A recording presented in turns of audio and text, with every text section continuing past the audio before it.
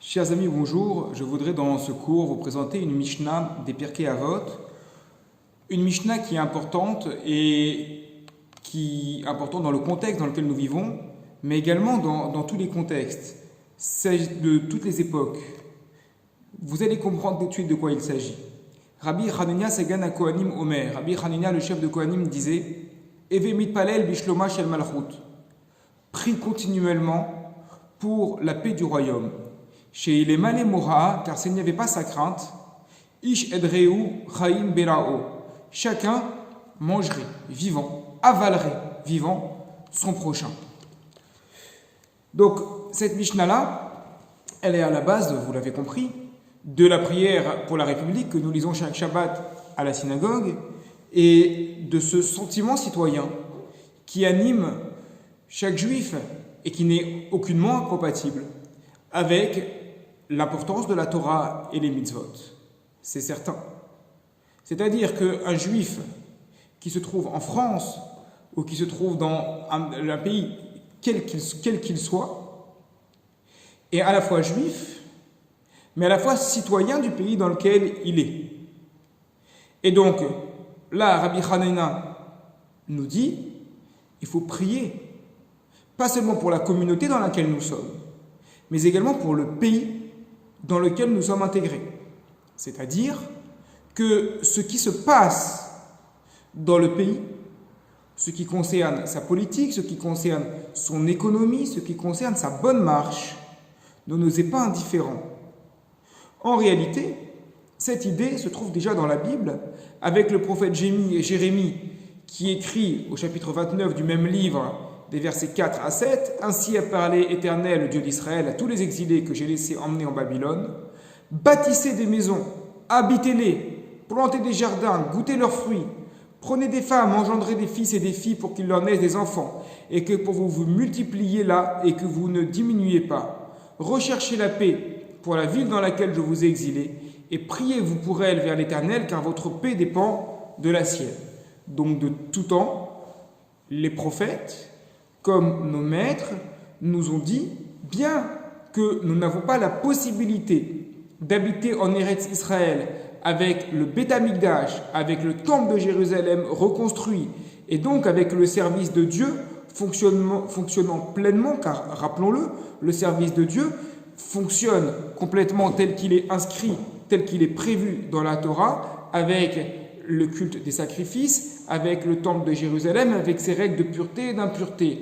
En l'absence de ce temple de Jérusalem, eh bien nous sommes en galoute, nous sommes en exil. Et lorsque nous sommes installés à un endroit qui pour nous est provisoire, car nous prions régulièrement pour le rassemblement des exilés à Tzion avec Yerushalayim, pour le rétablissement de la royauté du roi David, et nous prions également pour le rassemblement de tous les exilés.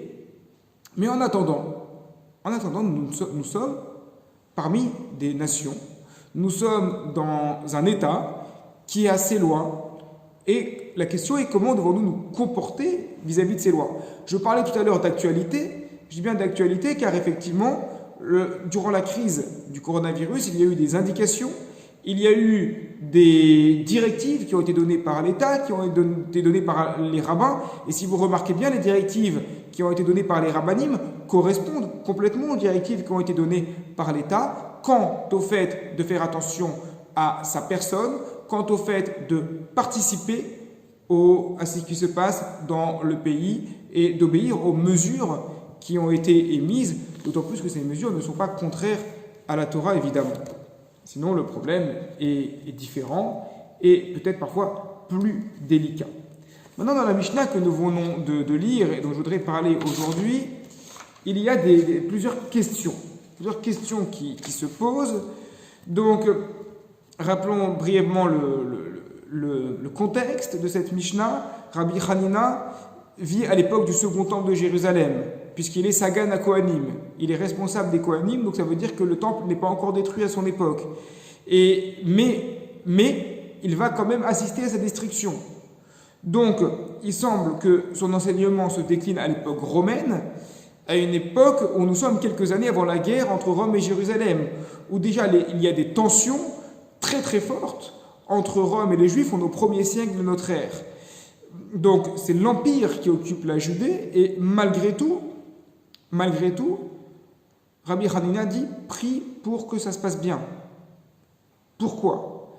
Mais au-delà de cette question, se posent des questions sur les termes employés par la Mishnah. Eve mitpalel, c'est donc un présent continu que nous avons traduit par prie constamment. Pourquoi faut-il prier constamment pour la paix du royaume? Et quelle est cette paix? On parle de shalom. Que signifie le shalom? À quel shalom faisons-nous référence? Nous demandons également de prier pour le royaume. Et s'il ne s'agit pas d'un royaume, s'il s'agit d'un gouvernement démocratique, s'il s'agit simplement d'une ville, d'une région, est-ce que cette maxime s'applique également à ce moment-là?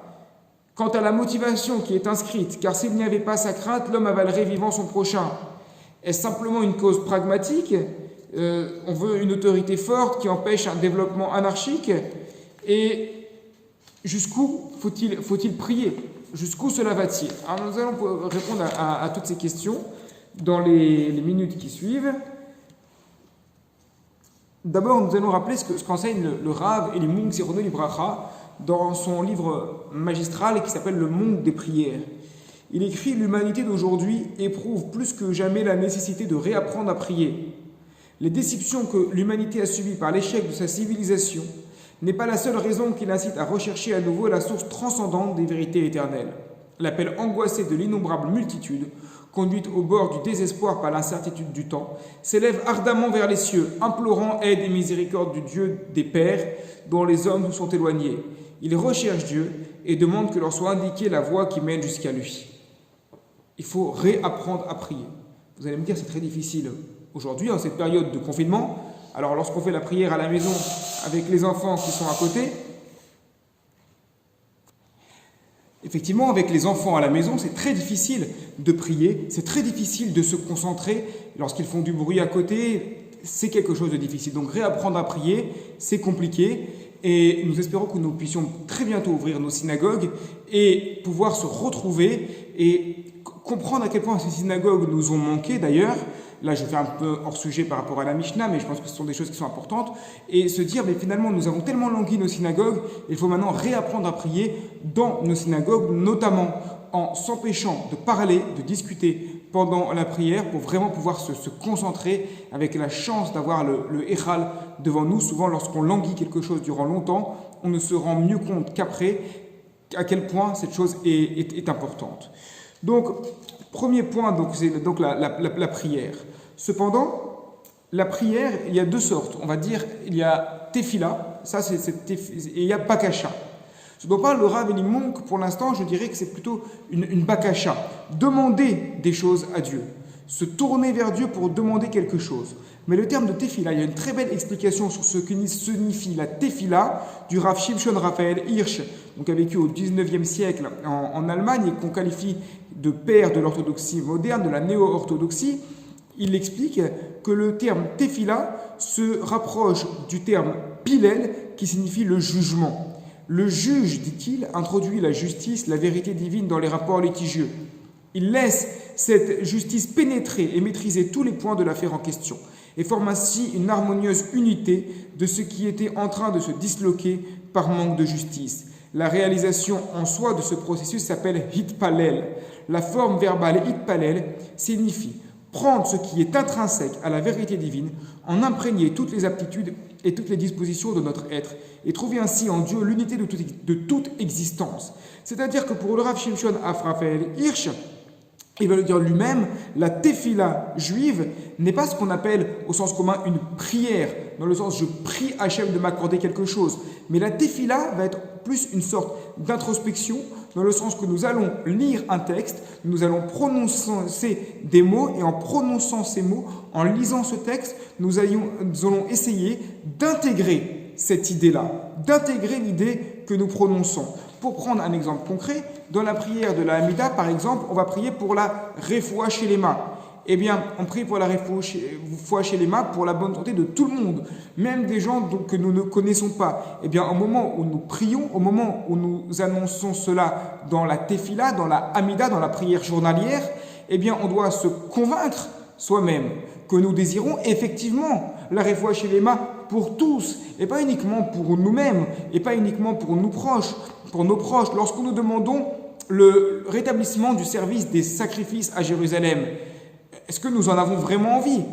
Si on est coiffeur, si on est commerçant, si on est rabbin, on n'a pas forcément envie de faire des allers-retours régulièrement avec des animaux que nous allons donner au Kohen, le prêtre, qui les apportera en sacrifice. Ça paraît un peu difficile. Et pourtant, c'est une des vocations du retour du Messie de rapporter ce culte des sacrifices. Donc, nous nous convaincons nous-mêmes que nous voulons cela. De même, quant au rétablissement du royaume de David, au rétablissement des juges comme il y avait auparavant le Sanhédrin, nous sommes plutôt bien avec la vie que nous vivons habituellement, que ce soit en France, que ce soit en Israël, que ce soit aux États-Unis, avec le modèle de gouvernement que nous avons autour de nous.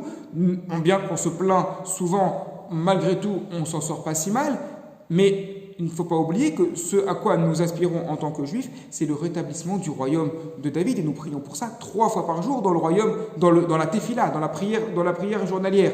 Donc, ce que dit le Rav Hirsch, c'est qu'on va se confronter à un texte pour essayer d'intégrer l'idée qu'il y a dans ce texte jusqu'à qu'elle rentre dans notre cœur et que nous la désirions vraiment et la demandons ardemment.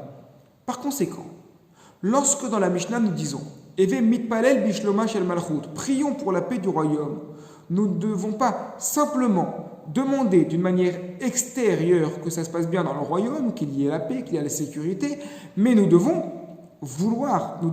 intégrer cette idée que nous faisons partie de la nation dans laquelle nous sommes intégrés, parmi lesquelles nous vivons, et qu'en connaissance de quoi, ce que nous demandons pour ce pays, pour ce royaume, pour ce gouvernement, nous le demandons également pour nous-mêmes, nous le voulons sincèrement du plus profond de notre cœur. Mais maintenant, de quel service est-il question? De quelle paix est-il question? Le shalom. Que signifie le shalom? Alors le shalom, il y a 3 lettres dans shalom qui forment sa racine. Shin, Lamed et Bet. Lorsqu'on prend Shin, Lamed et Bet, on retrouve Shalem.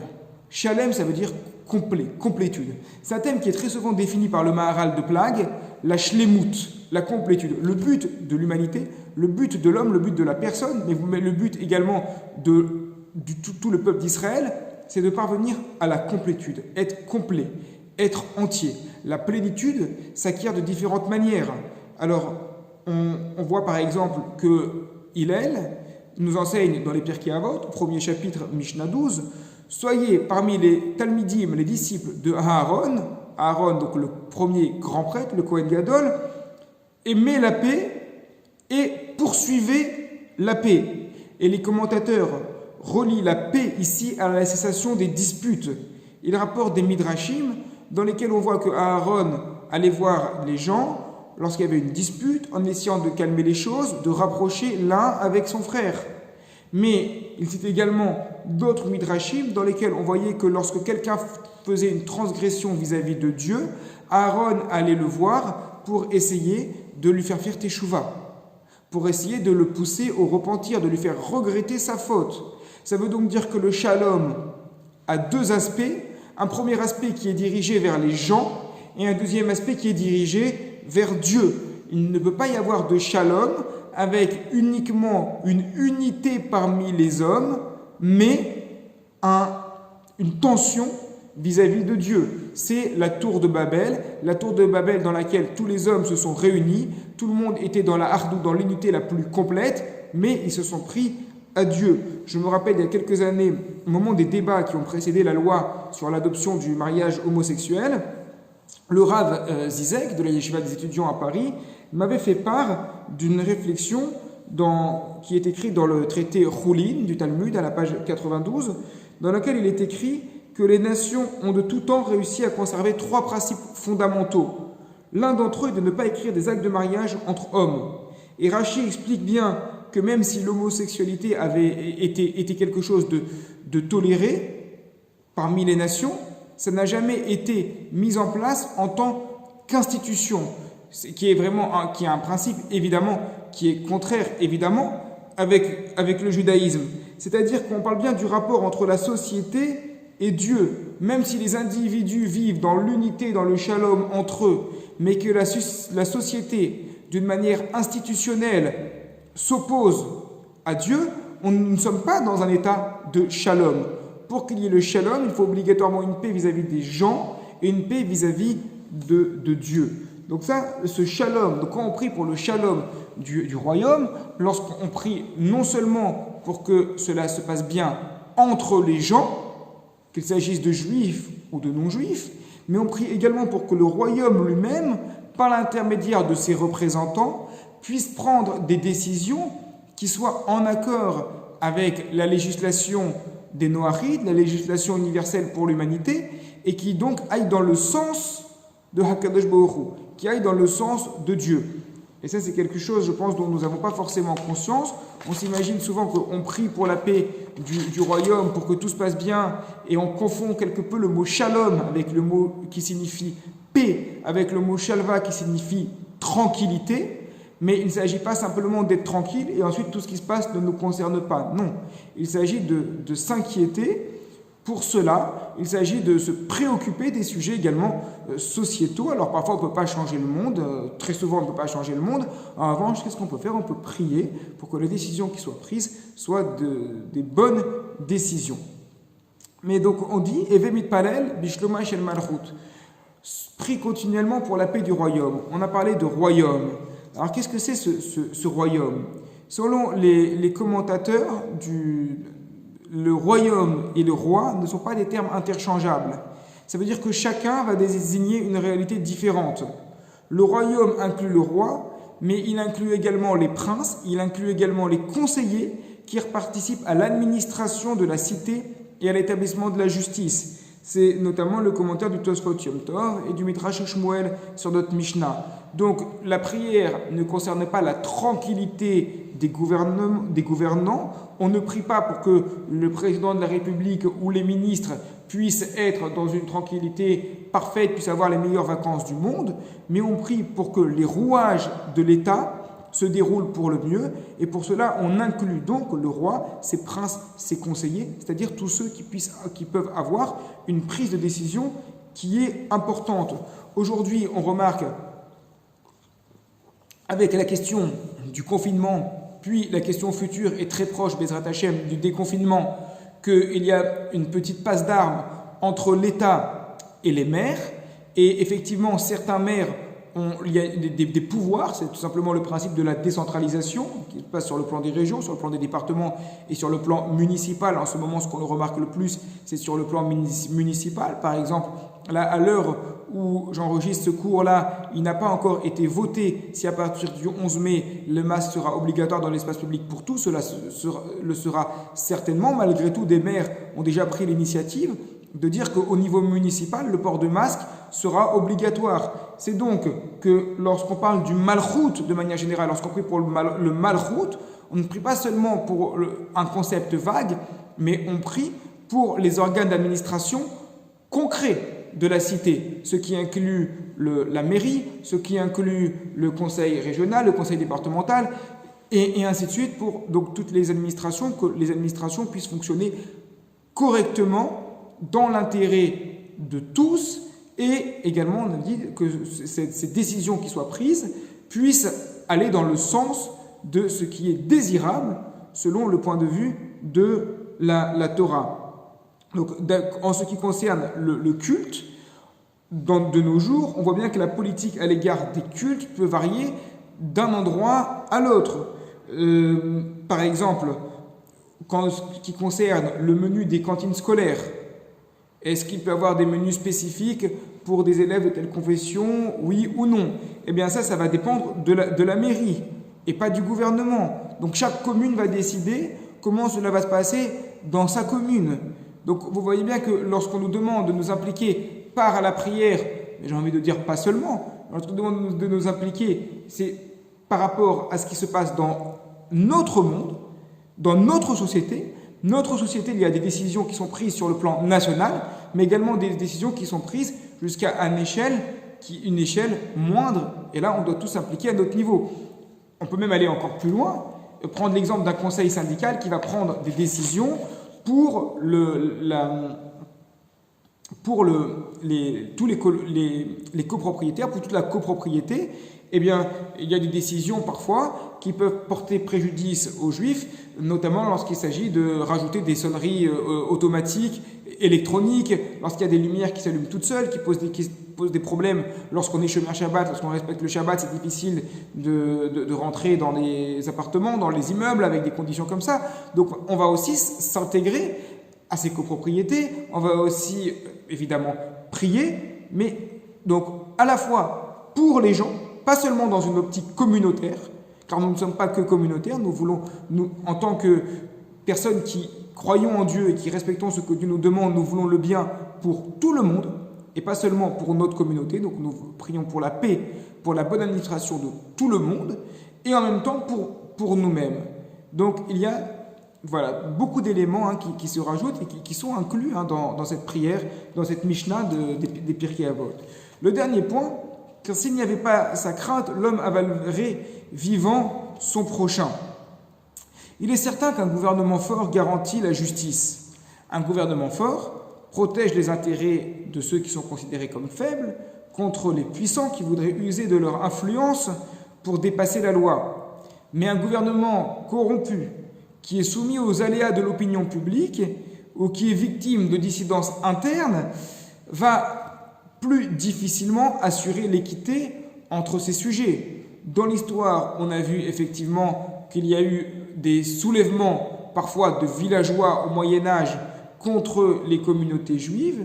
Lorsque le pouvoir décidait de prendre la défense des Juifs, parfois il pouvait le faire lorsqu'il était fort, d'autres fois, malgré sa bonne volonté, il ne pouvait pas le faire parce qu'il n'avait pas la force, la poigne nécessaire pour le faire.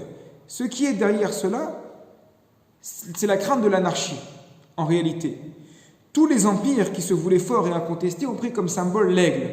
On pense malheureusement à Marchemam, à l'empire nazi. Donc, évidemment, on pense toujours avec une pointe de colère et de tristesse aux nazis. Mais bien avant les nazis, les Romains ont pris comme modèle l'aigle, et bien avant les Romains, la Torah elle-même compare Dieu à un aigle qui porte ses enfants sur ses ailes, et lorsque les archers qui sont à terre vont tirer des flèches vers l'aigle, eh bien grâce à ses grandes ailes, il va protéger ses enfants qui sont au-dessus de lui. C'est-à-dire que l'aigle, c'est le modèle donc de celui qui peut protéger ce qui prend sous ses ailes.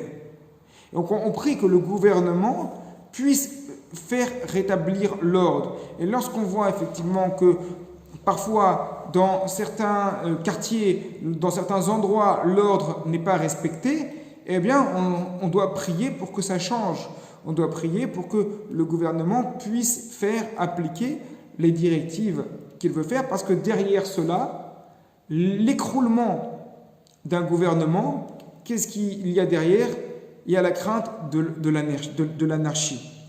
L'auteur du Merkevet à Mishneh, sur notre Mishnah, écrit que le roi doit être comme l'aigle, et autour de lui, ses subordonnés doivent être comme des charognes. Mais il ne faut pas qu'il soit comme une charogne et que ses subordonnés soient comme des aigles.